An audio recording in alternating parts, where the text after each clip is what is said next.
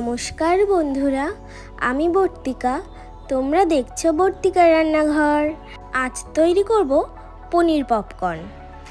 বিকেলের বা সন্ধ্যার স্ন্যাক্স হিসাবে অবশ্যই তোমরা এই রেসিপিটি ট্রাই করতে পারো। তাহলে চলো দেখে নিয়ে নিয়েছি পনির, ব্রেডক্রাম্বস, কর্নফ্লাওয়ার, ময়দা, কাঁচা লঙ্কা বাটা, আদা বাটা, জিরে ধনে গুঁড়ো, লবণ, হলুদ, কাশ্মীরি লঙ্কার গুঁড়ো। নিয়ে নিচ্ছি আদা বাটা, কাঁচা লঙ্কা বাটা, লবণ স্বাদ মতো, হাফ টিস্পুন হলুদ গুঁড়ো, হাফ টিস্পুন জিরে গুঁড়ো, ধনে গুঁড়ো, হাফ টিস্পুন কাশ্মীরি লঙ্কার গুঁড়ো। এবার ভালো করে মিশিয়ে নিচ্ছি। মশলার সাথে পনিরটা খুব ভালো করে মাখিয়ে নিতে হবে। তোমরা চাইলে হালকা গরম জলে পনিরটা একটু ভাপিয়ে নিতে পারো।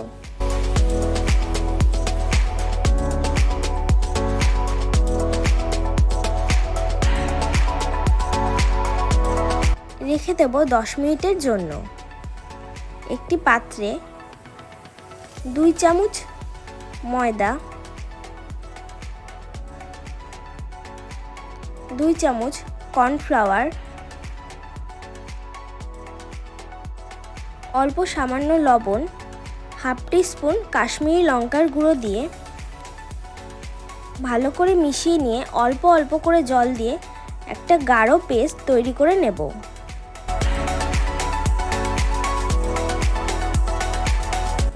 মিশ্রণটা কিন্তু খুব পাতলা হলে হবে না। এবার যে পনিরটা মশলা মাখিয়ে রেখেছিলাম, প্রথমে কর্নফ্লাওয়ারের ব্যাটারে দিয়ে, তারপর আবার ব্রেডক্রাম্বসে, আবার কর্নফ্লাওয়ারের ব্যাটারে, আবার ব্রেডক্রাম্বসে, এইভাবে আমি 2 বার কোট করে নেব।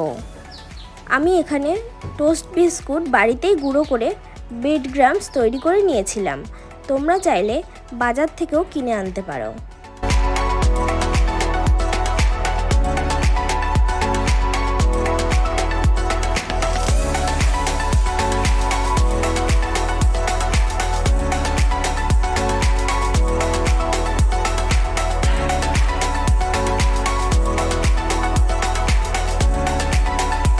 কড়াইতে সাদা তেল দিয়ে দিচ্ছি।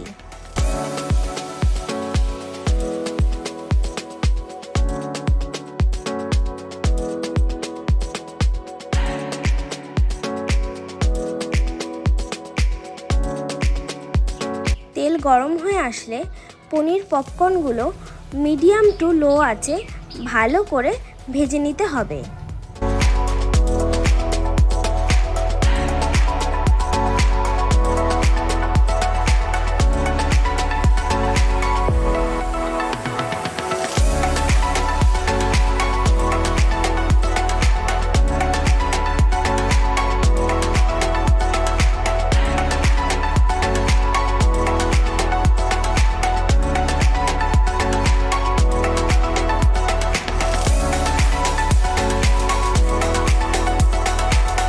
এভাবে প্রত্যেকটা পনির পপকর্ন আমি খুব ভালো করে ভেজে নিয়েছি। ব্যাস, তাহলেই তৈরি হয়ে গেল একদম নিরামিষ পনির পপকর্ন। তাহলে বন্ধুরা, কেমন লাগলো আমার রেসিপিটি তোমাদের অবশ্যই জানিও। আর ভালো লাগলে লাইক, কমেন্ট, শেয়ার এবং আমার চ্যানেলটিকে সাবস্ক্রাইব করে আমার পাশে থেকো। আর অবশ্যই একবার হলেও ট্রাই করে দেখো। আশা করি তোমাদের ভীষণ ভালো লাগবে। আজকের মতো টাটা। দেখা হচ্ছে নতুন কোনো ভিডিওর সাথে।